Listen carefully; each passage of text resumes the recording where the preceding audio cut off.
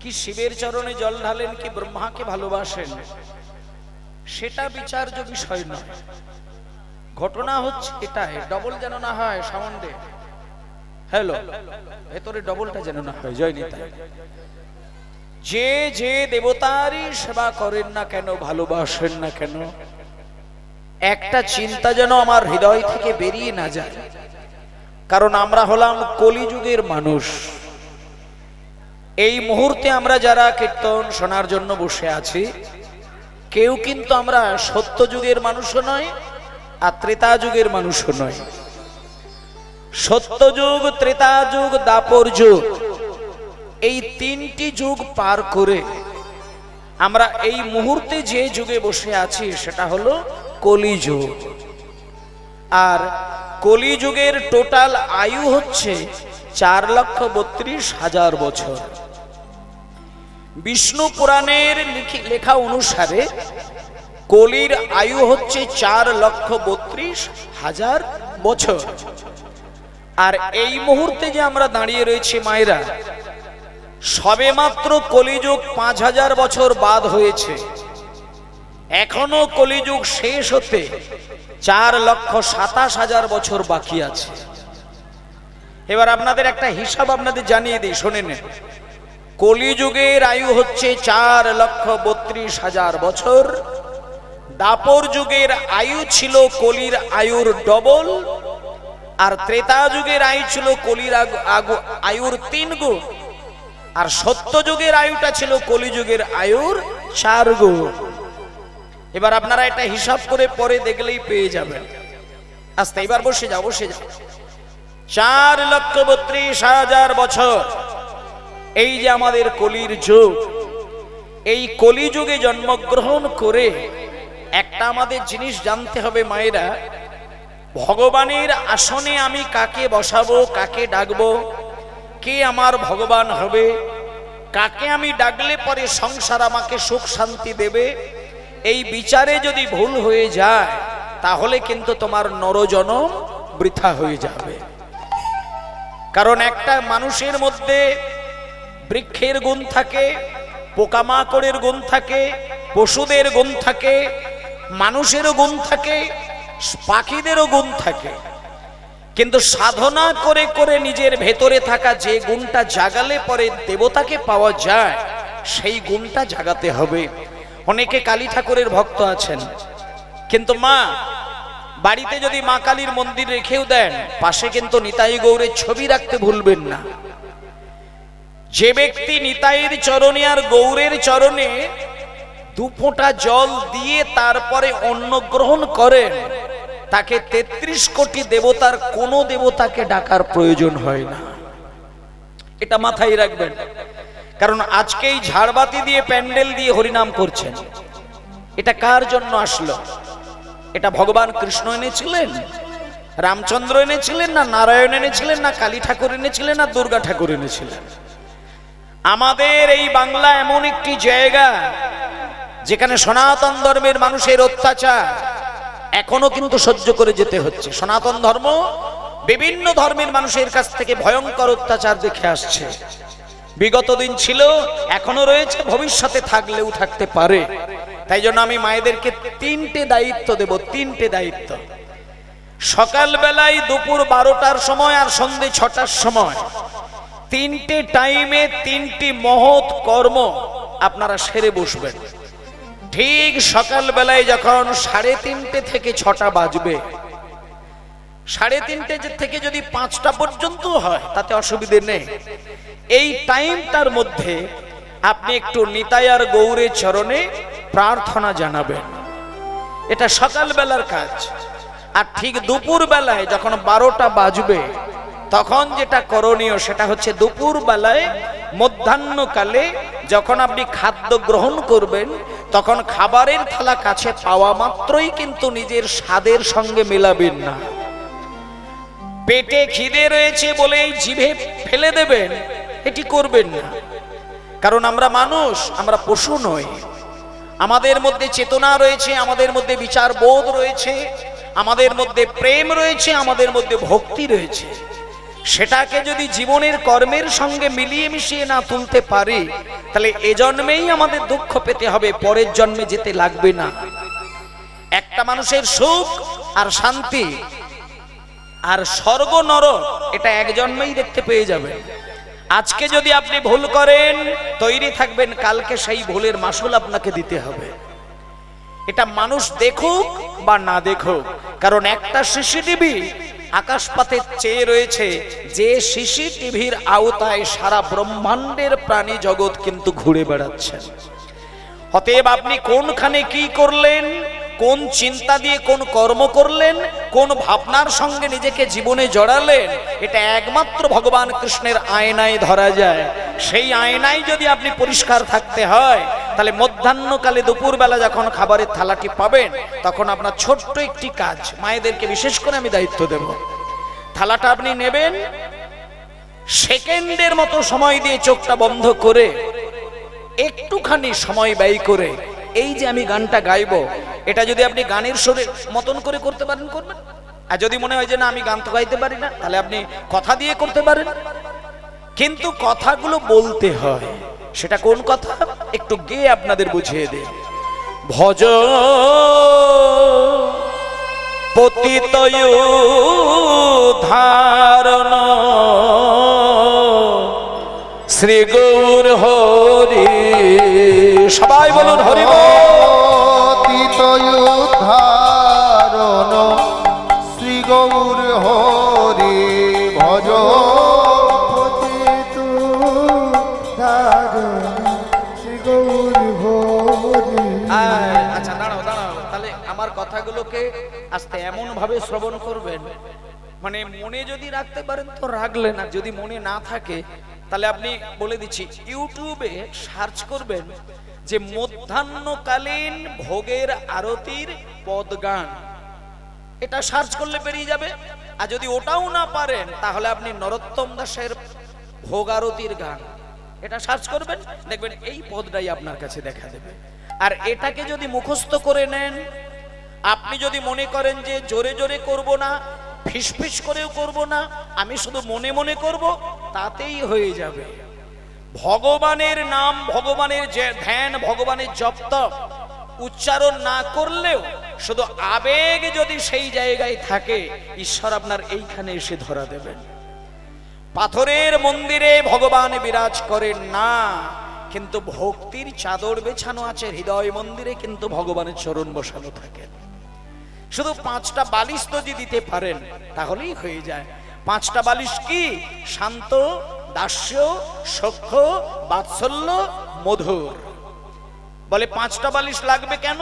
বলে 5টা বালিশ লাগার কারণটা হচ্ছে এটাই, যিনি নবাব হন, যিনি সম্রাট হন, যিনি রাজামশাই হন, তিনি ঘুমাতে গেলে একটা বালিশে তার সুখ হয় না, তার 5টা বালিশের দরকার হয়।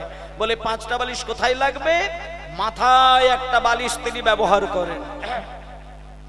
ভগবান শয়ন করতে গেলে মাথায় একটা বালিশ দিতে হয়। 2টো হাত 2টো বালিশের মধ্যে ছড়িয়ে রাখেন, আর 2টো পা 2টো বালিশের উপরে চাপিয়ে রাখেন। তাহলে এই যে পঞ্চরসের বালিশ যদি হৃদয় বিছানার মধ্যে সাজিয়ে রাখতে পারেন, তার মধ্যে যদি এই গানটা আপনি নীরবে গাইতে পারেন, আর অন্তরে বেদনা দিয়ে যদি চোখ থেকে 2 ফোঁটা জল আপনার ওই ভাতের থালার কাছে ফেলতে পারেন, আপনার ওই শুভক্ষণের ভাতটা ভাত থাকবে না, সেটা চৈতন্যের চরণের অন্ন প্রসাদ হয়ে যাবে। এইভাবে নিত্যদিন দুপুরবেলা যদি কোনো ভক্ত করে যায়, তাহলে আলাদা করে মন্দিরে যাবার প্রয়োজন হবে না, তথাপিও আপনি নিতাই গৌরের চরণের দাসী হয়ে যাবেন। তাই আরেকবার গানটা সুন্দর করে হয়ে যাক।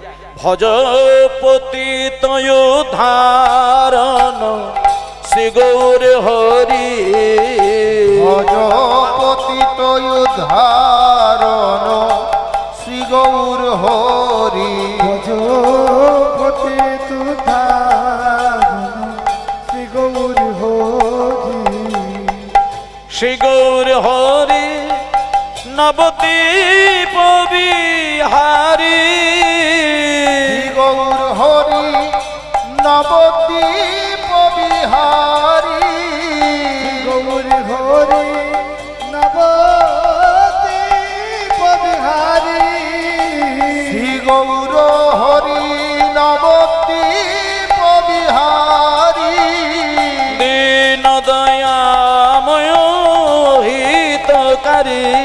ভজপতি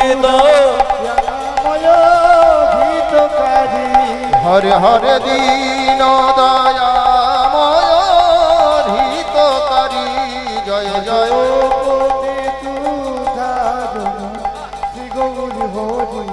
জয় জয় পতিত উদ্ধারণ শ্রী গৌর হরি।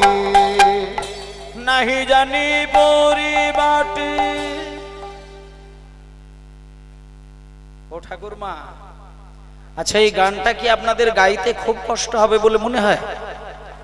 কষ্ট বলে জীবনে কিছুই নেই। যখন স্বামী আপনাকে একটা কটূক্তি করে কথা বলে দিয়ে বাইরে বেরিয়ে যায়, সেই কষ্টের থেকে মন্ত্র মুখস্থ করা কিন্তু কষ্টের নয়। কোন স্ত্রী যদি স্বামীকে আঘাত দিয়ে কথা বলে, স্বামী প্রচন্ড ব্যথা পায়। আর স্বামী যদি স্ত্রীকে আঘাত দিয়ে কথা বলেন, স্ত্রী ব্যথা পায়। কিন্তু এই যে ব্যথা পাওয়া পাইর গল্পটা, এটাকেই বলা হচ্ছে মায়ার কান্না। তাহলে এই মায়া কান্না কি কোনোদিন মানুষের জীবন থেকে চলে যায়? বলে হ্যাঁ যায়, যায়। কোন দিন যাবে না? তোমার এই চামড়ার চোখ দিয়ে যেদিনকে প্রেমের কান্নাটা গড়াতে পারবে, সেদিন তোমার এই চামড়ার চোখে আর মায়া কান্না কোনোদিন গড়াবে না। আমি আপনাদের বলে দিই মায়েরা, যে গৃহ প্রাঙ্গণে সকালবেলা, দুপুরবেলা, সন্ধ্যাবেলায় ওই বাড়ির কর্তা এবং কর্ত্রী মানে মা অর্থাৎ বাবা, যে কেউ নিত্যদিন সকাল দুপুর সন্ধ্যায় যদি ভগবানের নাম করে আর এই দুটো চোখ থেকে টপ টপ করে 3 ফোঁটা জল ভগবানের চরণের ধৌত করার জন্য বিগলিত করেন, আমি নিশ্চিত বলতে পারবো তার বাড়িতে এমন কোনো কথার সুর বাজবে না, তার বাড়িতে এমন কোনো ধাক্কা ধাক্কি আসবে না যাতে কিনা মায়া কান্না কেঁদে কেঁদে তার নিজের জীবনটাকে শেষ করে দিতে হয়। মায়া কান্না মানুষকে দুঃখ বাড়ায়, আর প্রেমের কান্না মানুষের সুখ শান্তি বাড়ায়। এখানে কেউ যদি এরকম মা বা বাবা থাকেন যারা জপের মালাটা ধরতে গেলেই চোখটা ভিজে যায়, এমন অনেক মাকে আমি দেখেছি। আমার নিজের প্র্যাকটিক্যাল দেখা কিছু মায়ের আমি ভাবাবেগ দেখেছিলাম, যারা জপের মালায় নাম করতে গেলে চোখের জলে মালা ভিজে যায়, চোখের জলে মালা ভিজে যায়, বুক ভেসে যায়, বদন ভিজে যায়। নিঃস্বার্থে যিনি ভগবানকে ভালোবাসেন, তিনি আলাদা করে থালায় কিচ্ছু দিতে লাগবে না, শুধু চোখ বন্ধ করে কাঁদলেই ভগবানকে দেখা যায়। ভগবানের কোনো রূপ নেই, কিন্তু কান্নাকাটি করে যদি ব্যাকুল প্রাণে তাকে কাঁদানো যায়, তিনি আসলে দেখতে কেমন সেটা তার ভক্তের হৃদয়ে গিয়ে তিনি তার রূপটা দেখিয়ে দেন। ভগবানকে দেখা যায়, দেখার শক্তিটা তোমাকে সঞ্চয় করতে হবে। মায়েরা, এখনো যদি আপনি বৃন্দাবনে গিয়ে হা রাধে হা কৃষ্ণ বলে আছাড় খেয়ে ব্যাকুল প্রাণে কাঁদেন, আমি 100 সত্য বলে দিই, হরিবাসরে দাঁড়িয়ে এখনো বৃন্দাবনে সেই হাজার হাজার বছর আগে ঘটে যাওয়া কৃষ্ণের বংশের সুর এখনো কিন্তু বৃন্দাবনে বাজে। এখনো হাজার হাজার বছর আগে রাধারানীর সঙ্গে কথা বলতে বলতে রাধারানীর নূপুরের ধ্বনি এখনো ব্রজে শোনা যায়। শুধু শোনার মতো কান, দেখার মতো দুটো নয়ন আপনি তৈরি করতে থাকুন। মায়েদেরকে আমি বলে দিই, শুদ্ধ প্রেম দিয়ে যদি ভগবানের চরণ দুটোকে আপনি নিত্যদিন ধোয়াতে পারেন, গঙ্গা জলের দরকার হবে না, দুধের দরকার হবে না, তুলসী পাতার দরকার হবে না। এই দুটো চোখ থেকে 2 ফোঁটা গঙ্গার জল যদি নিতাই গৌর চরণে ভিজিয়ে দিতে পারেন, যে নিতাই গৌর আজ থেকে প্রায় 550 বৎসর আগে বাংলার মানুষের কাছে দাঁড়ে দাঁড়িয়ে গিয়ে হরিনাম বিতরণ করেছিলেন, আজকে সেই নিতাই গৌর তার হৃদয় মাঝে তাকে দেখা দেবেই দেবে। তাই জন্য ভক্তমণ্ডলী মায়েরা, দুটি বাহু তুলে মুখে হরি বলে, বাহু তুলে মুখে হরি বলে, বাহু তুলে মুখে হরি বলে। আচ্ছা, ভিক্ষায় যাবেন বাবা? ভিক্ষা, আচ্ছা একটুখানি বলে দিই, আপনাদের কাছে মায়েরা একটু ভিক্ষার আঁচল পাতবে, আপনাদেরকে আমি দুটো কথা বলবো। এক নম্বর কথা হচ্ছে নীরবে ভিক্ষার ঝুলিতে আপনারা নিঃস্বার্থে দান করবেন, আর কথা হই হুল্লোড়টা একেবারেই করবেন না, তাহলে দেখবেন সকলটাই বজায় থাকবে। ওনারা যাচ্ছেন, আপনারা যেমন নীরবে কথা শুনছেন ঠিক নীরবেই ভিক্ষার ঝুলিতে দান করে দেবেন। নিতাই গৌর হরি বল। চলুন শুনি একবার। দুটি বাহু তুলে মুখে হরি বলে, বাহু তুলে মুখে হরি বলে, বাহু তুলে মুখে হরি বলে, এই হরি নামে পূর্ণ হবে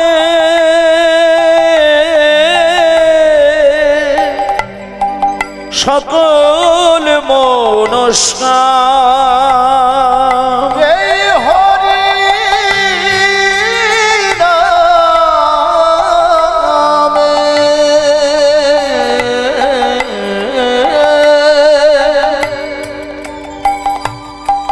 পূর্ণ হবে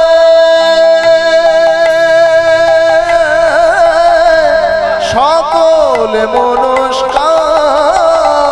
প্রেম নেবে আয় বদন ভরে, বল রে হরি না। বদন ভরে বলে রে হরি নাম, বদন ভরে বলে রে হরি নাম।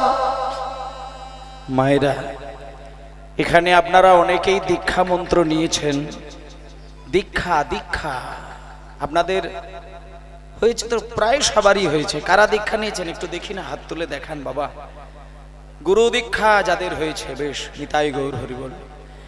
যারা গুরু সান্নিধ্য পেয়েছেন তারা ভাগ্যবান, আর যারা গুরু সান্নিধ্য এখনো হয়নি, আমি তাদেরকে করজোরে বিনয় করে বলবো, গুরুর মন্ত্রটা আপনারা একটু নিয়ে নেবেন। কারণ গুরু মন্ত্র মানুষের হৃদয় পরিষ্কার করার জন্য অবশ্যই প্রয়োজনীয় একটা শক্তি। তবে মন্ত্র না নিলে পরে যে আপনি অভক্ত সেটা আমি বলতে পারবো না। গুরু মন্ত্র না নিলে তার দ্বারা ভজন হয় না, সাধন হয় না, তার হাতে জল গ্রহণ করা যায় না, তার হাতে খাদ্য গ্রহণ করা যায় না। এটা যদি কেউ বলে থাকে তাহলে বলবো সে গোঁড়ামির কথা বলছে, মিথ্যে কথা বলছে। কারণ এটা যদি সত্য হয়ে যেত তাহলে সচিমা যেদিনকে তার ছোট ছেলে নিমাইয়ের জন্ম দিয়েছিলেন, মায়েরা শুনুন, নিমাই জন্মগ্রহণ করেছিল নিম গাছের তলায়, তাই জন্য সচিমা ছেলেটির নাম রেখেছিল নিমাই। কিন্তু নিমাই যেদিনকে জন্ম নিল সেই দিন থেকে 7 দিন গড়িয়ে গেল। সচিমা বারবার স্তনদুগ্ধ খাওয়াতে চাইলেন, নিমাই কিন্তু মায়ের দুগ্ধ খেতে চাইলেন না। কেমন? 7 দিন গড়িয়ে যখন 8 দিনের মাথায় পড়ল, সচিমা আছাড় খেয়ে কাঁদতে শুরু করলেন যে সদ্যজাত ছেলে 7 দিন গড়িয়ে গেল, এখনো 1 ফোঁটা দুগ্ধ পান করলো না, এ ছেলে বাঁচবে কেমন করে? ইতিমধ্যে খবর গেল কার কাছে? অদ্বৈত প্রভুর কাছে, অদ্বৈত আচার্য ঠাকুর। অদ্বৈত আচার্যকে এই দেখুন, এই যে আসরের দেখুন আপনাদের বাম দিকে যে ছবিটা রয়েছেন, ওই 5 জন ব্যক্তির মধ্যে যিনি সবথেকে বয়স্ক মানুষটা, উনি হচ্ছেন অদ্বৈত প্রভু। আর অদ্বৈত ঠাকুরের মধ্যে 2 জন দেবতা কিন্তু রয়েছে, এটা আপনাদের জানিয়ে রাখে। অদ্বৈত ঠাকুরের মধ্যে শঙ্খচক্র পদ্ম গদা পদ্মধারী নারায়ণ আছে, আর অদ্বৈত ঠাকুরের মধ্যেই রয়েছে স্বয়ং দেবাদিদেব মহাদেব।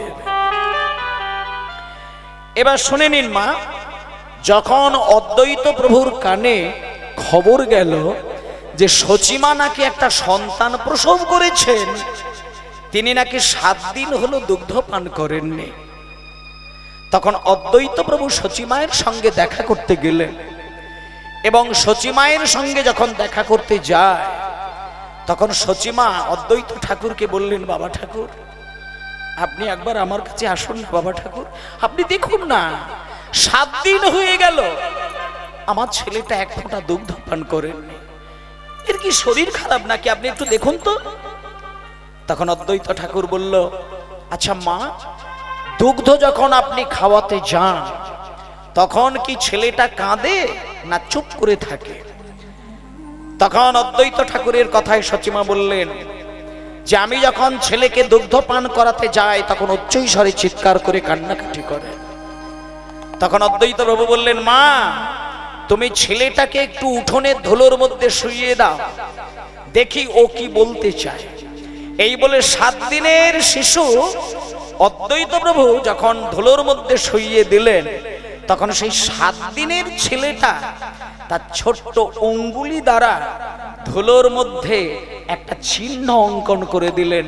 যে চিহ্নটা দেখে অদ্বৈত ঠাকুর বুঝতে পারলেন যে সচিমাকে ওই ছোট্ট নিমায় বোঝাতে চাইলেন যে মা আমাকে জন্ম দিয়েছেন বটে, কিন্তু মায়ের এখনো দীক্ষা মন্ত্র নেওয়া হয়নি।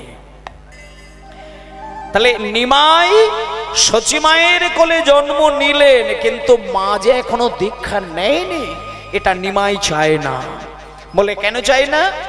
বলে নিমাই এই কারণে চায়নি, নিমাই জানে যে ধর্ম প্রতিষ্ঠা করতে গেলে ধর্মকে আগে পালন করা শিখতে হয়। তাহলে আমি যে নিমাই, আমি যে ভবিষ্যতে ধর্ম প্রতিষ্ঠা করার জন্য জগতের মাটিতে জন্ম নিয়েছি, কিন্তু আমার মাই যদি ধর্ম পালন না করে সমাজের মানুষ আমাকে আঙুল তুলে কথা বলবে। তাই আমার ধর্ম পালনে কোনো ত্রুটি রাখা যাবে না। তাই নিমাই যখন লিখে দিলেন হরে কৃষ্ণ, তখন অদ্বৈত প্রভু বললেন, মা, হোমা, তোমার ছেলে আমাকে বোঝাতে চাইলেন তোমার এখনো দীক্ষা নেওয়া হয়নি, কিন্তু মা গো, তুমি যেহেতু এখন অশৌচ অবস্থায় রয়েছো, এখনই তোমাকে দীক্ষা নিতে হবে না। এখন শুধু তুমি হাত জোড় করে বিধাতার কাছে সংকল্প করে যাও যে অশৌচ মিটে গেলে তুমি মন্ত্র নেবে। যখন সচিমা ব্যাকুল প্রাণে ক্রন্দন করে সংকল্প করে নিলেন, পরক্ষণে সেই ছেলেকে যখন দুগ্ধ পান করালেন, হরে কৃষ্ণ। তাই এখানে যারা কৃষ্ণ মন্ত্রে দীক্ষিত আছেন তাদেরকে আমি এটা অন্তত জানি, যারা এখানে কৃষ্ণ মন্ত্রে দীক্ষিত আছেন তারা এই যে গানটা এখন গাইব, এই গানটা কিন্তু তাদের প্রাণের একটা সম্পদ। কারণ এই গানের মধ্যে কত প্রাণ, কত শক্তি, কত ভক্তি, সেটা যারা এই নামের মহিমা জানেন তারা জানেন। আজকে সবাই মিলে একটুখানি হরে কৃষ্ণ কৃষ্ণ কৃষ্ণ হরে হরে, হরে রাম রাম রাম হরে হরে, হরে কৃষ্ণ কৃষ্ণ কৃষ্ণ হরে হরে, হরে রাম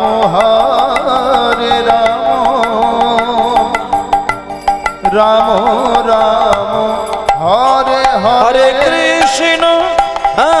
কৃষ্ণ কৃষ্ণ কৃষ্ণ হরে হরে, হরে রাম রাম রাম হরে হরে, হরে কৃষ্ণ। সবাই মিলে হরি হরি বল। হরে হরে, হরে রাম রাম রাম হরে হরে, হরে কৃষ্ণ কৃষ্ণ কৃষ্ণ হরে হরে, হরে রাম রাম রাম হরে হরে, হরে কৃষ্ণ কৃষ্ণ কৃষ্ণ হরে হরে, হরে রাম রাম রাম হরে হরে। ভক্তমণ্ডলী মায়েরা, দীক্ষা মন্ত্র যুক্তি তর্ক দিয়ে বিচার বিশ্লেষণ করার জিনিস নয়। ধর্মকে যুক্তি দিয়ে তো ধরা যাবে না। ঈশ্বরকে যিনি অনুভব করতে শিখেছেন, আমি একটা কথা আপনাদের বলে দিই, ঈশ্বর নিরাকার, তাকে দেখা যায় না, কিন্তু ভক্তি দিয়ে সদাই যদি তাকে ডাকা যায়। আমি আপনাদের বলে দিই, ভগবান যদি কারোর ডাক শুনে কেঁদে ওঠে না, ভগবান তিনি নিজেই বলেছেন, কেউ যদি আমার নাম ধরে 2 ফোঁটা নয়নের জলে কাঁদে, আমি 200 ফোঁটা নয়নের জলে তার নাম ধরে কাঁদে। এটা ভগবানের স্বভাব। ভগবানকে দয়াময় করুণাময় বলে, মানুষকে দয়াময় করুণাময় বলেন না। কেন জানেন? আপনি ভগবানকে নিঃস্বার্থে ডাকতে শিখুন, আপনি দেখবেন কোনোদিন না কোনোদিন আপনি স্বপ্নের ঘরে হোক, কোন বৈষ্ণব রূপে হোক, কোন সাধুর বেশে হোক, বা কোন পাগলের বেশে হোক, কোনো না কোনোদিন আপনাকে দেখা দিয়ে চলে যাবেই যাবে। ঈশ্বর যখন মানুষের কাছে এসে ধরা দেয়, তখন সেটা মানুষ চিনতে পারে না। ও মায়েরা, জীবের নিস্তার লাগি নন্দসুত হরি, ভুবনে তিনি প্রকাশ হন গুরুরূপ ধরে। গুরুরূপ ধারণ করে সংসার জঙ্গল থেকে উদ্ধার করার জন্য ভগবান কিন্তু আমাদের কাছে আসেন মায়েরা, শুধু আমরা চিনতে পারি না। তাই আমি সকলকে একটা কথা বলি মায়েরা, কিছু দিতে লাগবে না, কিচ্ছু দিতে লাগবে না। ভগবান সবকিছু পছন্দ করেন, কিন্তু ঘুষ খেতে কিন্তু তিনি চায় না। ভগবানের কাছে গিয়ে যদি আমরা এটুকু বলে বেড়াই যে হে ঠাকুর, তুমি আমার ছেলের চাকরিটা যেদিনকে পাইয়ে দেবে, সেদিন আমি তোমার কাছে একটা বড় ডালা নিয়ে পুজো দেব, ওটাই হচ্ছে ভগবানকে ঘুষ দেওয়া। কিন্তু ওটা উনি চান না। উনি শুধু চায় ভক্ত আমার মন্দিরে আসুক, আমাকে মালা দিতে লাগবে না, আমাকে ডালা সাজিয়ে দিতে লাগবে না, আমাকে তুলসী পাতাও দিতে লাগবে না, আমাকে চন্দনও মাখাতে লাগবে না, শুধু আমার কাছে দাঁড়িয়ে তার চোখ থেকে 2 ফোঁটা জল শুধু আমার নামে ফেলুক।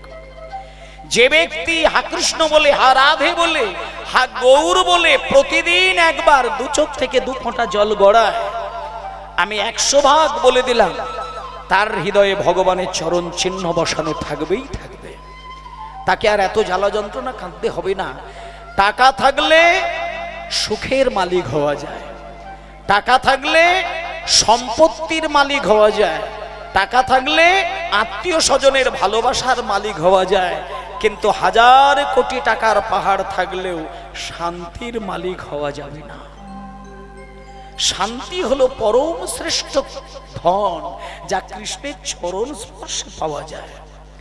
মানুষ আজকে শান্তির খোঁজে বেড়ায়, কিন্তু সবকিছু ছেড়ে দিয়ে, সবকিছুর মধ্য থেকেও মানুষ যদি একটা বার সময় বার করে এসো ভাই একবার গান গায়, কৃষ্ণ নাম হরি নাম। মায়েরা, একটা কথা আপনাদের আমি বলি, আমার নিজের ঠাকুরমার কথা বলি। ঠাকুরমা, নিজের ঠাকুরমা, বাবার মা। আমি সারা জীবন যতদিন আমার ঠাকুরমাকে আমি দেখেছিলাম, আমার ঠাকুরমা কাজের চাপে পড়ে যদি কোনোদিন মায়ের ঠাকুরমার শুতে রাত্রির 1টাও বেজে যায়, আমার ঠাকুরমা 3:30 বাজলে আর বিছানায় পড়ে থাকতেন না। আমার ঠাকুরমার নিয়ম ছিল 3:30 বাজার সঙ্গে সঙ্গে উনি উঠবেন, সকালের কাজকর্ম সেরেই মা যেটা করতেন, শঙ্খটাকে কিন্তু বাড়িতে আগে বাজায়, যেটা এখনো অনেক বাড়ির গিন্নি বাজায়, কিন্তু সব পরিবারে এটা হয় না। কিন্তু সনাতন ধর্মের শঙ্খধ্বনি হচ্ছে মঙ্গল ধ্বনি। এই শঙ্খধ্বনি যদি প্রভাতকালে ওই বাড়িটার মধ্যে একবার বেজে ওঠে, এমনিতেই সেই বাতাসটা শুভ সংকেত দেয়। আপনি শুধু আপনার বাড়িতে মিনিমাম বলে দিই 3টে মাস আপনি ভোরের বেলা 3 বার, ভোর মানে আপনি খুব ভোরে বাজাবেন না, 3:30 উঠবেন, কিন্তু 5টা যখন বাজবে আপনি তখন শঙ্খটা বাজাবেন। 5টার সময় প্রভাতকালে ব্রহ্ম মুহূর্তে ঘরের মধ্যে যদি শঙ্খধ্বনি হয়ে যায়, তাহলে ভগবানকে আহ্বান করার সর্বশ্রেষ্ঠ ধ্বনি হচ্ছে শঙ্খধ্বনি। তারপরে যদি ওই বাড়িতে সন্ধ্যাবেলায়, একটু আগে বললাম, একটা গানের দ্বারা দুপুরবেলা কাটাবেন, আর সকালবেলা মঙ্গল ধ্বনি করবেন, আর ঠিক সন্ধ্যাবেলায় ভগবানকে আহ্বান করে ডাকবেন। এই 3টে টাইম আমার ঠাকুরমা আমাকে ছোট্টবেলা থেকে শিখিয়েছিলেন। আমি কীর্তন জগতে এসেছি আমার ঠাকুরমার হাত ধরে, আমার মায়ের হাত ধরে, আমার বাবার হাত ধরে। আমার গান শুনে আমার মা সব থেকে বেশি কাঁদতেন। নীরবে আমার পাড়ায়, আমার গ্রামে কীর্তন হলে আমার পিছনে মা বসতেন আর মাথা নিচু করে গান শুনতেন। আজকে মাও নেই, আর অনেকগুলো বছর আগে ঠাকুরমাও বিদায় নিয়েছেন, আর এখনো 1 বছর হয়নি আমার বাবা জগৎ ছেড়ে বিদায় নিয়েছেন। কিন্তু মরণের কথাটা যখন আমাদের কাছে এসে যায় একান্ত বেদনার বলে মনে হয়। কিন্তু ঈশ্বরকে যদি এই জায়গায় বাঁধতে পারেন, ঈশ্বর আপনাকে বুঝিয়ে দেবে মৃত্যু মানে জীবনের শেষ ঘন্টা নয়, মৃত্যু মানে মায়ার জগতের শেষের দিন। কিন্তু অপ্রাকৃত জগতে তোমার দরজা খোলা আছে, সেইখানে গেলে এখন তুমি তোমার ভগবানকে দেখতে পাবে। কটা মাসের জন্য, কটা বছরের জন্য তুমি অভিনয় করার জন্য এসেছো, যাকে তুমি আপন বলে তোমার সর্বস্ব জিনিস দেবার জন্য ভাবনা চিন্তা করেছো, চিন্তা থাকো সে তোমাকে ব্যথা দেবে, ভালোবাসা দেবে না। কিন্তু ভালোবাসতে শেখো এই জীবনে কাকে? তাকে। এসো ভাই শুধু গান গায়, কৃষ্ণ নাম হরি নাম। এসো ভাই গান হরি বল, হরি বল। কৃষ্ণ নাম হরি নাম। এসো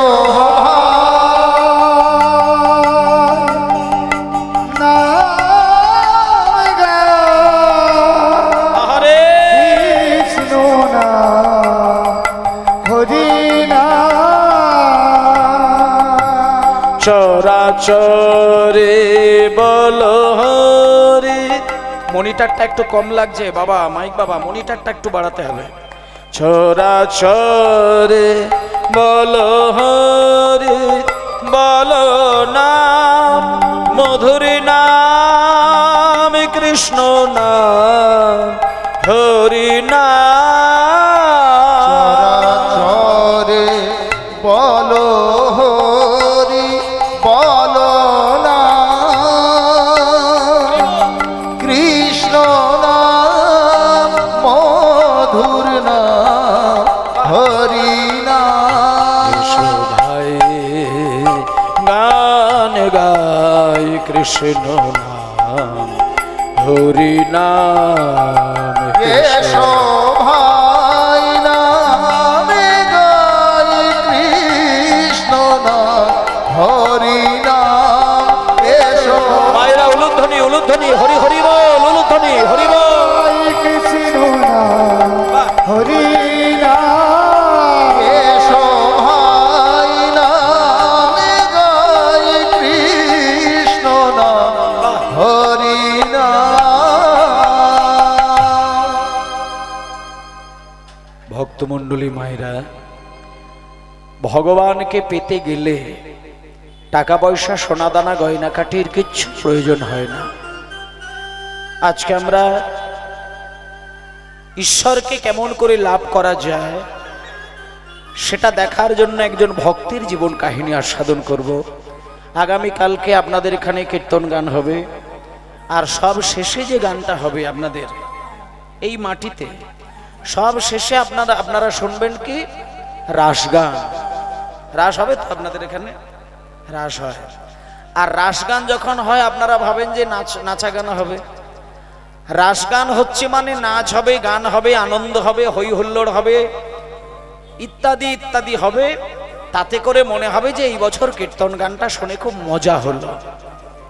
কিন্তু শোনেন মায়েরা, রাসগান শুনে যে আনন্দটা বুকে লয়ে আপনি সারা বছর অপেক্ষা করে থাকা কীর্তনের সমাপ্তি রসটা নিয়ে বাড়িতে গেলেন, আপনি কি জানেন 48 ঘন্টা 24 ঘন্টা ধরে কীর্তন শুনে আপনি যতটুকু ভান্ডারে অমৃতটা ভরলেন, বর্তমানে অষ্টসখী দিয়ে যদি বিশেষ করে রাস হয়, সেই রাসের ড্যান্স আপনি দেখে তার থেকে দ্বিগুণ আপনি অপরাধ করে ফেললেন। কারণ ভগবান কৃষ্ণ যখন গোপীদেরকে নিয়ে ড্যান্স করে, নাচ করে, আপনারা ভাবেন বোধহয় নায়ক নায়িকার ড্যান্স হচ্ছে, কিন্তু ভগবান রাধারানীকে সঙ্গে নিয়ে যে নাচ নাচে সেটা সিনেমার নাচ কিন্তু নয়। শুনে নিন, ভগবান রাধারানীকে কোলে করে নিয়ে নাচেন, রাধারানীকে আলিঙ্গন করে নাচেন, কিন্তু আপনারা জানেন না রাধারানী হতে পারে নারী আর কৃষ্ণ হতে পারে পুরুষ। কিন্তু আরেকটা তত্ত্ব আপনাদের বুঝিয়ে দেই, রাধারানীকে যখন বাহু বাড়িয়ে আলিঙ্গন করে বুকের মধ্যে জড়িয়ে ধরেন আর সেখানে যখন একে অপরের ড্যান্স করে, আপনারা ভাবলেন যে প্রাকৃত জগতের নায়ক নায়িকা, কিন্তু এটা বুঝেন না যে রাধাকে কৃষ্ণ সঙ্গে নিয়ে নাচছেন ওই রাধারানী কৃষ্ণের দেহের অংশ থেকে তৈরি হয়েছেন। তাহলে যে নিজের দেহ থেকে আর একটা মূর্তি তৈরি করেন, একাধারে গভীরভাবে চিন্তা করলে দেখা যায় তিনি রাধারানীর পিতা স্বরূপ। তাহলে একজন পিতা যদি তার কন্যাকে কোলে করে নিয়ে জড়িয়ে ধরে আলিঙ্গন করে সেখানে নাচ নাচে, সেই নাচটা কোন রসের নাচ, এই জ্ঞান বুদ্ধিটা যতক্ষণে হৃদয়ে না জাগবে ততক্ষণে তার রাস দর্শন করা চরম অন্যায়।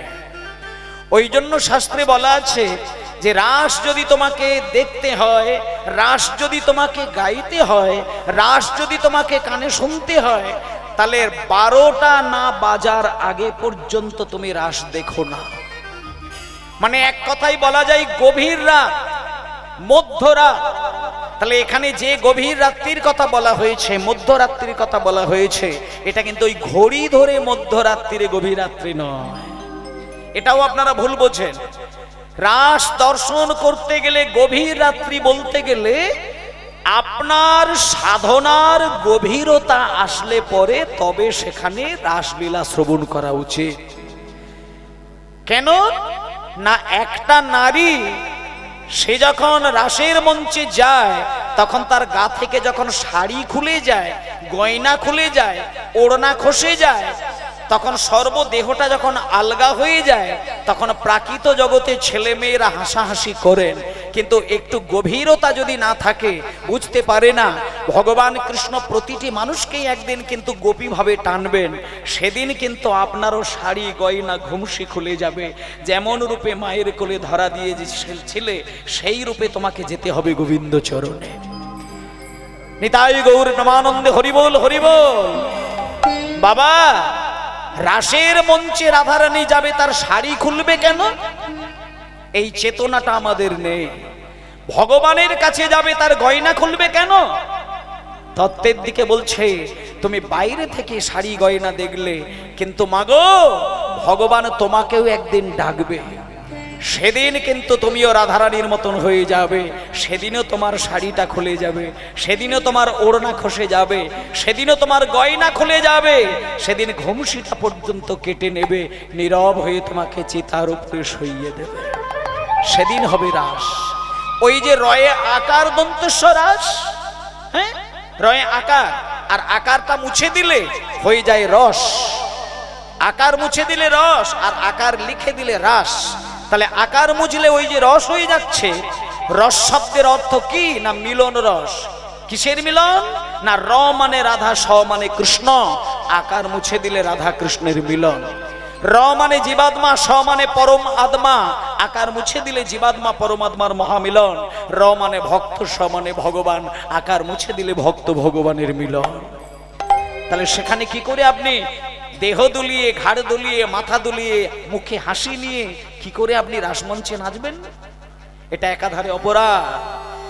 আমি আপনাদের বলে দিই মা, কৃষ্ণ বৃন্দাবনে যতগুলি লীলা করেছিলেন সব থেকে বিরহের লীলা, সব থেকে কান্নার লীলা, সব থেকে দুঃখের লীলা যদি থাকতে হয় আমি বলে দিই আপনাদের, সেটা হচ্ছে রাস গান।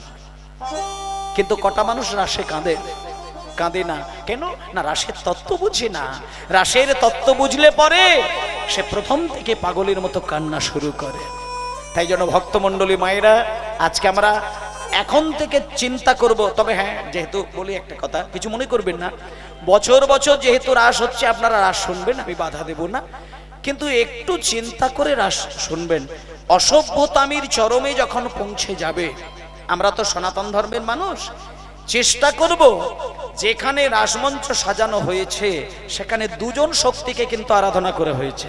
দুটো শক্তি কিন্তু এই মঞ্চে আছে, এক হচ্ছে বৈষ্ণবের শক্তি আর দুই হচ্ছে তন্ত্র সাধনার শক্তি। মানে এক হচ্ছে আমার চৈতন্য দেব আছেন আর দুই হচ্ছেন আমার জগৎজননী মা মহামায়াও আছেন। তাহলে যেখানে মা থাকেন, যেখানে বাবা থাকেন, যেখানে চৈতন্যদেব থাকেন, সেখানে নিশ্চয়ই নোংরা নাচ হতে পারে না। তাহলে তা যদি হয় তাহলে মায়ের চরণে অপরাধ হবে, তা যদি হয় তাহলে বাবাকে অসম্মান করা হবে, আর তা যদি হয় আমার চৈতন্যদেবের আদর্শকে ধ্বংস করে দেওয়া হবে। একটু একটু করে চেষ্টা করবেন, একটু একটু করে, আমি একবারই বলবো না, চেষ্টা করবেন যে এটাই, যে না এটা ঠিক কথা, রাসগান শুনতে ভালো, কিন্তু খুব অতিরিক্ত মাত্রায় অসভ্যতামিটা কোনোদিন মেনে নেওয়া যাবে না। একটু আনন্দ হোক, কিন্তু একেবারে 8টা মেয়েদেরকে নিয়ে, ইয়াং মেয়েদেরকে নিয়ে একবারে ঘুরিয়ে ফিরিয়ে নাচ গান, অর্কেস্ট্রাকে ছাড়িয়ে দেবে, এটা কোনোদিন চৈতন্যদেবের কীর্তনে হওয়া উচিত নয়। কিন্তু বর্তমানে সেটা হচ্ছে, আগামী দিন যেন সেটা না হয় সেই দায়িত্ব আমাদের সকলেরই থাকবে। তাই সবাই মিলে একবার বলুন, শ্রী গুরু নিতাই গৌর প্রেমানন্দে হরিবোল হরিবোল হরিবোল। ভজ রাধা কৃষ্ণ গোপাল কৃষ্ণ, কৃষ্ণ কৃষ্ণ বল মুখে মনরে। ভজ রাধা কৃষ্ণ গোপাল কৃষ্ণ, কৃষ্ণ কৃষ্ণ বল মুখে মনরে। রাধা কৃষ্ণ গোপাল কৃষ্ণ, কৃষ্ণ কৃষ্ণ বলো মুখে। নামে বুক ভরে যায় অভাব মেটায়, নামে বুক ভরে যায় অভাব মিটায়, ভরে যায় অভাব মিটায়। নামে বুক ভরে যায় অভাব মিটায়, ভরে যায় অভাব মিটায়। স্বভাব জাগায় মহাসুখে। ভজ রাধা কৃষ্ণ গোপাল কৃষ্ণ, কৃষ্ণ কৃষ্ণ বল মুখে আর মনরে। হরি দিন বন্ধু চিরদিনের বন্ধু, হরিদিন বন্ধু চিরদিনের বন্ধু। জীবের করুণা লোকে লোকে। বাহ, চিরদিনের বন্ধু, হরি বল। করুণা লোকে লোকে। আমার ভজনারে অন্ধ চরণার বিন্দ, ভজনারে অন্ধ চরণার বৃন্দ, ভজনারে অন্ধ চরণার বিন্দ। ভজনারে অন্ধ চরণার বৃন্দ। আর দুস্তর মায়ার বিপাকে। ভজ রাধা কৃষ্ণ গোপাল কৃষ্ণ, কৃষ্ণ কৃষ্ণ বল মুখে মনরে। ভজ রাধা কৃষ্ণ গোপাল কৃষ্ণ, কৃষ্ণ কৃষ্ণ বল মুখে মনরে। ভজ রাধা কৃষ্ণ গোপাল কৃষ্ণ, কৃষ্ণ কৃষ্ণ বল মুখে। সবাই বলো নিতাই গৌর প্রেমানন্দে হরি বল হরি বল হরি বল হরি বল। জয় নিতাই। ভক্তমণ্ডলী মা বাবা, এইবার চলুন কীর্তন গান শুনতে হবে, একটা বিষয়ের ওপরে, একটা লীলার ওপরে, একটি পালার ওপরে। আজকে আমরা যে বিষয়বস্তুটি আস্বাদন করব সেটার মধ্যে একটা জিনিস বুঝিয়ে দিলেন, যে ভগবানকে পেতে গেলে টাকা পয়সা সোনাদানা গয়নাগাটি জমি জায়গা না থাকলেও অসুবিধে হয় না।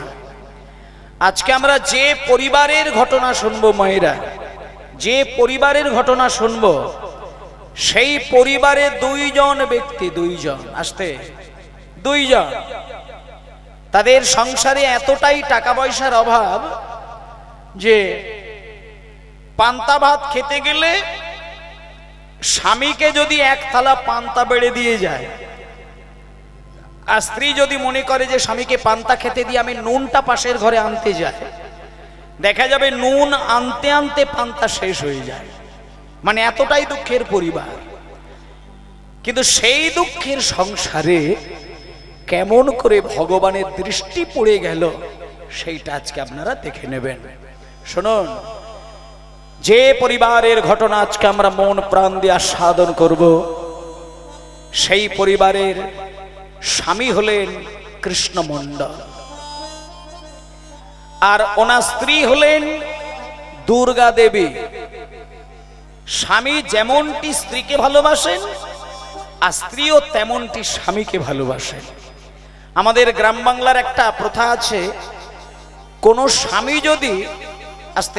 স্বামী যদি স্ত্রীকে একটু বেশি ভালোবাসা দেখায়, এটা গ্রাম বাংলায় দেখা যায়, কোনো স্বামী যদি স্ত্রীকে একটু ভালোবাসাটা বেশি দেখায়, পাড়ার লোকে বলে নাকি স্বামীটা বউয়ের ভেড়ো হয়ে গেছে। বলে না অনেক সময় যে বউয়ের ভেড়ো হয়েছে। কিন্তু শুনুন মায়েরা, স্বামী স্ত্রীকে ভালোবাসবে আর স্ত্রী স্বামীকে ভালোবাসবে, একে অপরের ভালোবাসার মধ্যে যদি পবিত্রতা দেখা যায়, তাহলে সেই ভালোবাসা কোনোদিন অপরাধের হয় না, সেখানে অবশ্যই ভগবানের কৃপা থাকেন। তাই আজকে শুনে নেন, দুর্গা দেবী স্বামীকে ভালোবাসেন। কতটা ভালোবাসেন সেটা আপনারা ভালোবাসেন কিনা জানি না, তবে দুর্গা দেবীর জীবনের দিকটা একটু তাকিয়ে দেখুন, নিজেদেরকে একটু প্রমাণ নিতে পারবেন। আজকে যে লীলাটি আপনাদের কাছে পরিবেশন করব, সেই ঘটনাটা যদি প্রমাণ পেতে চান, তাহলে আপনারা একটু কষ্ট করে মেদিনীপুর জেলায় চলে আসবেন। মেদিনীপুর জেলার একটি বিখ্যাত জায়গা, যে জায়গাটির নাম হলো ধারেন্দা বাহাদুরপুর গ্রাম। খড়গপুর বলে একটি স্টেশন, সেই খড়গপুরের কাছাকাছি ধারেন্দা বাহাদুরপুর বলে একটি গ্রাম। আসতে মা, ও মা, একটু নীরব, শান্ত। সেই খড়গপুর স্টেশনের কাছাকাছি ধারেন্দা বাহাদুরপুর গ্রাম। সেই গ্রামেতে যে পরিবারটি তৈরি হয়েছে, চারদিকে চারটে বাঁশের খুঁটি, খড়ের চাল, বাঁশের জানালা, বাঁশের দরজা।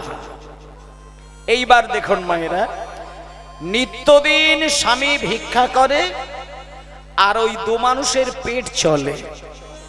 আচ্ছা মায়েরা, একটা কথা বলুন তো, স্বামী রাত দিন ভগবানকে ডাকবে আর আপনাকে কোনোদিন মুড়ি খেতে দেবে, পান্তা খেতে দেবে, হ্যাঁ ফেনা ভাত খেতে দেবে, কিন্তু আপনাকে যদি একটা ভালো পোশাক কিনে দিতে না পারে, শাড়ি কিনে দিতে না পারে, তাতে তাদের সংসারটি কেমন হয়? আজকে সেই ঘটনা ঘটেছিল ওই পরিবারে। দিনের পর দিন সংসার চলছে। মায়েদের একটা স্বভাব কেমন জানেন? মায়েরা দাঁতে দাঁত চেপে নানান কিছু সহ্য করে নেবেন, কিন্তু একটা জিনিস কিন্তু যে কোনো মাকে বলছে, সহ্য করতে পারবেন না। কোন নারী কিন্তু লজ্জা ঢাকার জন্য যে শাড়ির দরকার হয়, সেই শাড়ি যদি শত জায়গায় ছিদ্র হয়ে যায়, ছেঁড়া শাড়ি পরে যদি নিজের দেহটাকে ভালো করে ঢাকতেই না পারে, সেই স্ত্রীর কিন্তু মাথাটা কিন্তু আর ঠান্ডা থাকবে না। আজকে যে পরিবারের ঘটনা আপনাদের বলছি, তার নাম হলো দুর্গা দেবী। দুর্গা দেবী কোনোদিন স্বামীকে কোনো কথা বলেননি। একদিন দুর্গা দেবী স্বামীকে এটাও বলেছিলেন যে স্বামী, আপনি আমাকে তালপাতার ঘরের মধ্যে রেখেছেন, আর ফ্যান মুড়ি পান্তা খেয়ে আমাকে দিন কাটাতে হচ্ছে, কিন্তু তাতে আমার কিন্তু কোনো দুঃখ নেই স্বামী, কোনো দুঃখ নেই। আপনার ভালোবাসাটা যদি আমি পরিপূর্ণভাবে পাই না স্বামী, আমি কথা দিয়ে দিলাম আপনার সংসারের এই অভাব আমাকে কোনোদিন কোনো যন্ত্রণা দেবে না, কোনোদিন আমাকে কষ্ট দেবে না। এই বলে বলে দেখতে দেখতে বেশ কটা দিন কেটে যায়। কিন্তু মায়েরা, একদিনকে কি ঘটনা ঘটলো জানেন? একদিনকে ঠাকুর ঘরে বসে স্বামী কি করছে জানেন? ভগবানের সেবা দিচ্ছেন, আর ওদিকে পিছন দিক দিয়ে এসে তার স্ত্রী স্বামীকে একটা ব্যথা দিয়ে কথা বললেন।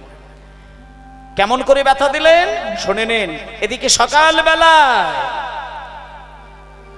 গৌরাঙ্গ বলিতে হবে, পুলক শরীর হরে হরি বলিতে নয়নে ববেনি, গৌরাঙ্গ বলিতে হবে পুলক শরীর হরি হরি বলিতে নয়নে ববেনি। বলে আর কবে নিতাই চাঁদ করুণা করিবে, আর কবে নিতাই চাঁদ করুণা করিবে, আর আরে নিতাই চাঁদ করুণা করিবে, সংসার বাসনা মোর কবে তুচ্ছ হবে, সংসার বাসনা কবে তুচ্ছ হবে, বিষয় ছাড়িয়া কবে শুদ্ধ হবে মন, ছাড়িয়া হবে শুদ্ধ হবে মন। আর কবে হাম হেরি বসে মধুর বৃন্দাবন, আমি কবে হাম হেরি বসে মধুর বৃন্দাবন, কবে গান হে রঘু মধুর বৃন্দাবন। আচ্ছা হোমা শোনেন, এইবার একটু গুরুত্ব দিয়ে শুনবেন। দুর্গা দেবী কেন স্বামীর ওপরে বাজে ভাষায় কথা বললেন জানেন? শুনে নেন। একদিনকে দুর্গা দেবী দেখতে পেলেন স্বামী আমার সর্বক্ষণই ভগবানকে সেবা দেয়, কিন্তু আমি যে তার স্ত্রী, আমার যে একটা ভালো শাড়ির দরকার আছে, এটা কিন্তু আমার স্বামী কোনোদিন ভালো করে চিন্তাও করলো না। একদিন যায়, দুদিন যায়, 1 মাস, 10 মাস, 2 বছর, 3 বছর কেটে যায়। একটা শাড়ি ঘরে বাইরে বার হতে হতে কিছু কিছু জায়গায় বড় বড় ছিদ্র হয়ে গেছে। এবার তাতেও স্বামীকে কিছু বলেনি, ছেঁড়া শাড়িটাকে পরে ভালো করে জড়িয়ে সাপটে দেহটাকে ঢাকতে যাচ্ছে। দেহের এই দিকটা যখন ভালো করে পরতে যায়, দেখা যাবে দেহের আর একটা দিকে খুলে যায়। এখন বিভিন্ন জায়গায় যদি শাড়ি ছেড়ে যায়, সেটাকে পরা যায় কি? সম্ভব নয়। তা দুর্গা দেবী দুম করে স্বামীকে কিছু বলবে না ভেবে ছেঁড়া শাড়িটাকেই জড়িয়ে সাপটে পরতে গেল, কিন্তু কোনোভাবেই তার লজ্জাটাকে যেন লোকের কাছে ঢাকতে পারল না। এবার একটা জিনিস মায়েরা দেখবেন, না খেতে পেয়ে আপনি 3 দিন কাটিয়ে দেবেন, কিন্তু লজ্জা ঢাকার বস্ত্র যদি বাড়ির কর্তা কিনে না দেয়, সেখানে যে কোনো মেয়ের কিন্তু মাথাটা কিন্তু গরম হয়ে যায়। আজকে ছেঁড়া শাড়ি পরে লজ্জাটা না ঢাকতে পেরে যখন স্বামী মন্দিরে প্রবেশ করেছিল, ঠাকুরের নাম শুরু করেছে, পিছন দিক দিয়ে গিয়ে স্ত্রী রেগে গিয়ে বললেন, স্বামী স্বামী, শুনেছি যারা রাত দিন ভগবানের নামের মধ্যে ডুবে থাকে তাদের নাকি সংসারে অভাব হয় না। এটা আমি শুনেছিলাম ছোট্টবেলায়। যারা ভগবানকে ডাকে, ভগবানকে সেবা দেয়, তীর্থে তীর্থে বেড়াতে যায়, তাদের নাকি সংসারে টাকার নাকি অভাব হয় না। তা স্বামী, আমি এটাও বাবার মুখে শুনেছিলাম, উড়িষ্যায় গিয়ে পুরীর মন্দিরে জগন্নাথের চরণে আছাড় খেয়ে পড়ে কেউ যদি সংসারের অর্থের বাসনা করে আসেন, তাদের নাকি টাকা পয়সার অভাব দূর হয়ে যায়। তা স্বামী, আপনি একটু যান না, একটু জগন্নাথের মন্দিরে আছাড় খেয়ে কেঁদে কেঁদে কিছু টাকা পয়সা চেয়ে নিয়ে আসুন না, তাহলে তো আমাকে এত জ্বালা যন্ত্রণা সহ্য করতে হয় না স্বামী। এইবার শুনে নে, শুনুন এইবার ঘটনাটা। যখনই বললেন একবারটি জগন্নাথের কাছে গিয়ে টাকা চেয়ে নিয়ে আসুন না, সঙ্গে সঙ্গে কৃষ্ণমণ্ডল ভাবলেন আমার স্ত্রী মনে হয় আমার সঙ্গে রসিকতা করে কথা বলছে। কিন্তু যেই পুজো সেরে পিছন ঘুরে স্ত্রীর দিকে তাকিয়েছেন, রসিকতা নয় মা, স্ত্রীর চোখ থেকে অবিরল চোখের জল। কিন্তু মায়ের এই যে একটা কথা বললাম, স্ত্রী যদি স্বামীর চোখের জল মুছিয়ে দিতে পারে, তাহলে স্ত্রী যখন কাঁদবে স্বামী কেন তার চোখের জল মুছাবে না? এটা তো একে অপরের অধিকার। যাকে তুমি অগ্নিসাক্ষী করে বউ করলে, যাকে তুমি সাত পাকে বেষ্টন করে স্ত্রীর মর্যাদা দিলে, তার চোখের জল মুছিয়ে দেওয়ার দায়িত্ব তো তোমার।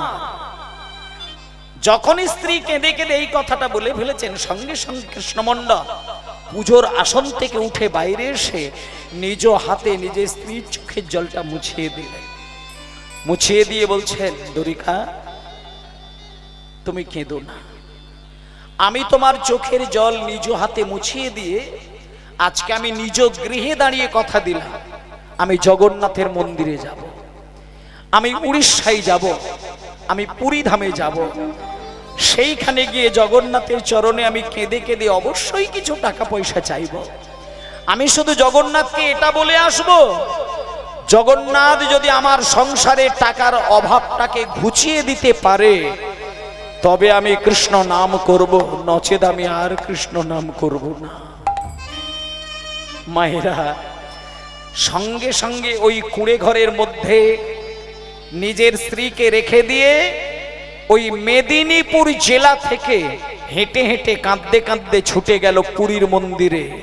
তাই মায়েদেরকে একটা কথা বলি, আপনারা যদি কোনোদিন উড়িষ্যায় পুরীর মন্দিরে যান, জগন্নাথ এতটা জগতের নাথ, তিনি কাউকে কিছু দিতে গিয়ে সর্বহারা হয়ে গেছেন বলে তার নিজের হাত নেই, নিজের পা নেই। আজকে সেই জগন্নাথের কাছে কৃষ্ণমণ্ডল বেশ কয়েকটা দিন হেঁটে হেঁটে যাওয়ার পরে, জগন্নাথ স্বামী নয়ন পথগামী ভব তুমি তুমি, জগন্নাথ স্বামী নয়ন পথগামী ভব তুমি, জগন্নাথ স্বামী নয়ন পথগামী ভব তুমি তুমি, জগন্নাথ স্বামী নয়ন পথগামী ভব তুমি, জগন্নাথ স্বামী পথগামী আরে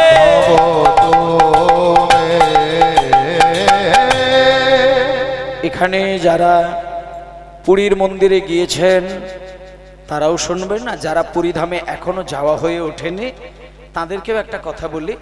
পুরী ধামে যদি কোনোদিন বেড়াতে যান, কোনো কারণে যদি একবার গিয়ে পৌঁছাতে পারেন, আপনারা দু তিনটে জিনিস দেখার আছে, আপনারা দেখে আসবেন। এক নম্বর হচ্ছে জগন্নাথ দেবের কাছে যাওয়ার মানে আপনি সবার আগে যেটা দেখবেন সেটা হচ্ছে গম্ভীরা ধামটা দেখবেন। পুরীর মন্দিরে যাবার আগে ডান দিকে দেখবেন চৈতন্য দেবের গম্ভীরা ধাম। ওটা আপনারা যদি দর্শন করেন তাহলে জানবেন বাঙালি হয়ে আপনি জীবনটাকে ধন্য করলেন। গম্ভীরা মন্দির যেদিনকে যাবেন সেদিন একটু গড়াগড়ি দেবেন, দরকার হলে ওইখানকার ধুলো নিয়ে এসে আপনার বাড়িতে রেখে দেবেন।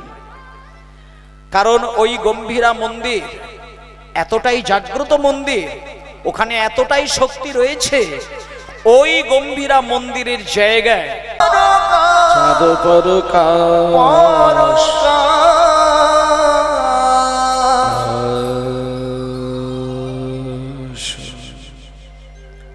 জয় নিতাই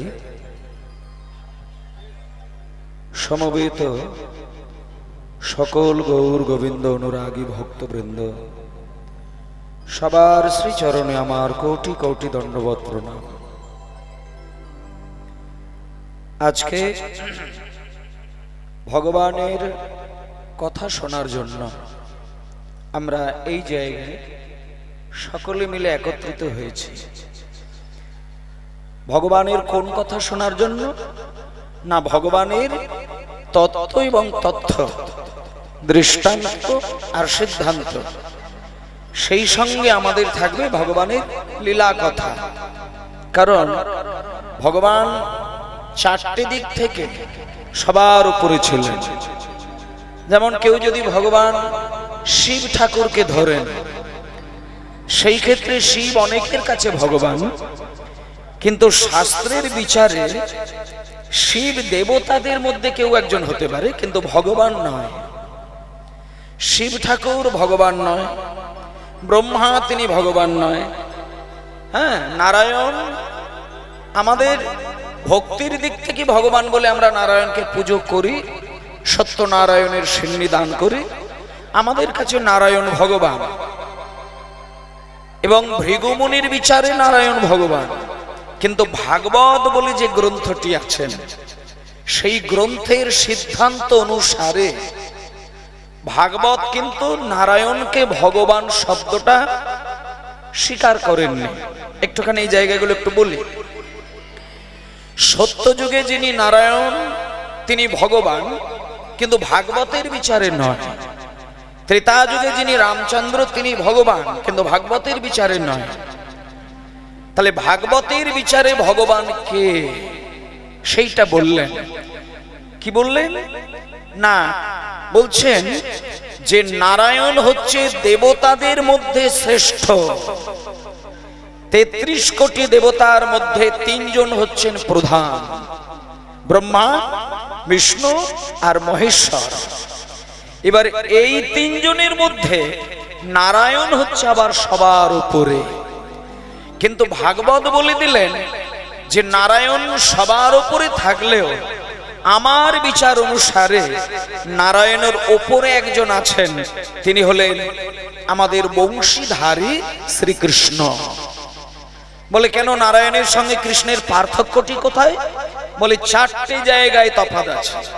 বলে কি না, নারায়ণের সর্বাধিক গুণাবলী হচ্ছে 60খানা। মায়েরা, যেমন এই যে আমরা মানুষ এইখানে বসে আছি কীর্তন শোনার জন্য, তাহলে এই মানুষের মধ্যেও কিন্তু ভালো গুণ মন্দ গুণ দুটোই কিন্তু দেখা যাবে। কোন মানুষ শুধু ভালো গুণ নিয়েই যে দিন কাটাবে তা কিন্তু নয়, তার সাথে খারাপ গুণটাও থাকবে। এবার কারোর কারোর ক্ষেত্রে হয়তো খারাপ গুণটা খুব কম,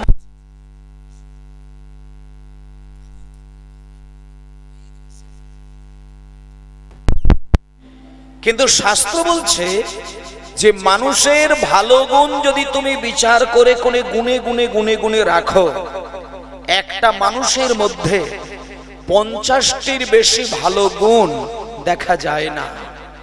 মায়েরা দেখবেন অনেক মানুষ আছে সমাজে যারা ভালো খেলতে জানে, নাচতে জানে, স্বভাব ভালো, পড়াশোনায় ভালো, গান বাজনায় ভালো, ছবি আঁকাই। আচ্ছা, জয় নিতাই। নিতাই গৌর প্রেমানন্দে হরি বল, হরি বল, হরি বল, জয় নিতাই।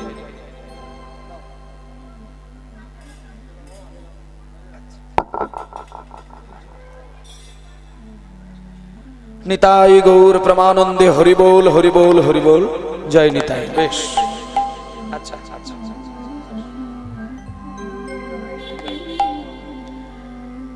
আচ্ছা বেশ, মায়েরা এবার কথাগুলো খুব ধ্যান দিয়ে মন দিয়ে ইন্দ্রিয় সংযত করে সমস্ত শক্তি এক কেন্দ্রে বসিয়ে আজকে আমরা এই কথাগুলো শুনবো। যে যত বেশি মনের শক্তিটা ঈশ্বরের নাম শ্রবণের সঙ্গে জুড়তে পারবে, তার সাধনাটা তত তীব্র হবে। কারণ একাদশ ইন্দ্রিয় আমাদেরকে ব্যতিব্যস্ত করে বেড়ায়। ইন্দ্রিয় কিন্তু একাদশ, মানে 11টি ইন্দ্রিয় রয়েছে। সে 11টি ইন্দ্রিয় কি কি একটুখানি বলি।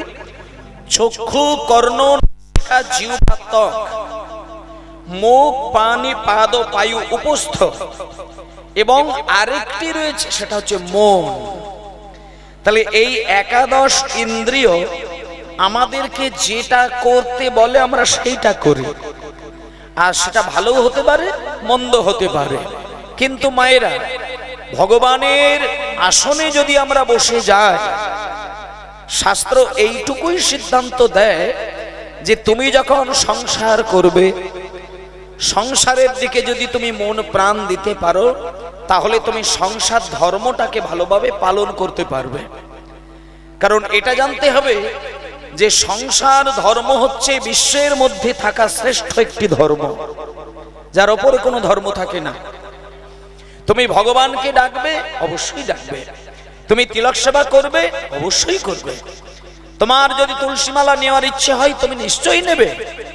কিন্তু একটা জিনিস চিন্তা করে দেখবে, যেহেতু তুমি বিয়ে থা করেছো, সংসার করেছো, মা বাবার সাথে রয়েছো, সন্তান আদির যেহেতু জন্ম তুমি দিয়েছো, তাহলে তোমাকে সংসারের সমস্ত দায়ী দায়িত্বটা যদি তুমি পুঙ্খানুপুঙ্খভাবে পালন করতে পারো, তাহলে তুমি ওইখানেই কিন্তু ভগবানের চরণটাকে দেখতে পাবে। কারণ এটা নিশ্চিত বলা যায়, যে মানুষকে সংসার শান্তি দেয় না, সেই মানুষ বৃন্দাবনে গিয়ে আছাড় খেয়ে মাথা ফাটিয়ে ফেললেও রাধা রানীর ভক্তি লাভ করা যাবে না। যেদিনকে আপনার সংসার আপনাকে আনন্দ দেবে, সেই দিন আপনি ঘরের কোণে বসে চোখ বন্ধ করে নামে মন দিলে দেখবেন মনের সব অংশটা নামের সঙ্গে জুড়ে যায়। কিন্তু যেদিন আপনার সংসার আপনাকে জ্বালা দেওয়া শুরু করবে, সেদিন আপনি জপের মালায় নাম করতে বসলেও দেখবেন মন কিন্তু নামের সঙ্গে মিলে মিশবে না। কারণ সংসার জীবনে যেহেতু তুমি পা দিয়েছ, সংসারের ঘানি টানার জন্য যেহেতু তুমি দড়িটাকে ধরেছ, সংসার করব বলে যেহেতু তুমি সংসারের মধ্যে জন্ম নিয়েছ, সুতরাং তোমার কাছে বড় ধর্মটি হচ্ছে সংসার ধর্ম। আর সেই ধর্মের মধ্যে দাঁড়িয়ে থেকে যে মানুষটা সুন্দর সুস্থ সবল জীবনটাকে তৈরি করতে পারেন, সে যদি নিরামিষ আহার নাও করে, সে যদি তুলসী মালা গলায় নাও নেয়, সে যদি সারা জীবন কীর্তন গান নাও শুনে যায়, শুধু সংসারের প্রতিটি দায়ী দায়িত্ব যদি নিখুঁত ভাবে কেউ পালন করতে পারে, সেই মানুষের দ্বারা অনায়াসেই কিন্তু ভগবানের সেবা হতে পারে। আর ওই জায়গায় যদি গলদ হয়ে যায়, তাহলে তুমি যতই বৈষ্ণবের আভরণ তুমি দেহে ঝুলিয়ে দাও না কেন, ভগবান কিন্তু তোমার প্রতি প্রসন্ন হতে পারে না। তাই জন্য মায়েদের একটা কথা আপনাদের প্রথমে যেটা বলছিলাম, নারায়ণ তুমি ভগবান বলে মেনেছ, রামচন্দ্রকে তুমি ঈশ্বর ভগবান বলে মেনেছ, কিন্তু ভাগবত বলছে মানুষের যেমন সর্বাধিক গুণাবলী 50, তেমনি দেবতাদের গুণাবলী আরো 5টি বেশি, তারা 55টি গুণে গুণান্বিত। কিন্তু নারায়ণ এমন একজন দেবতা যার আরো 5টি গুণ বেশি ছিল।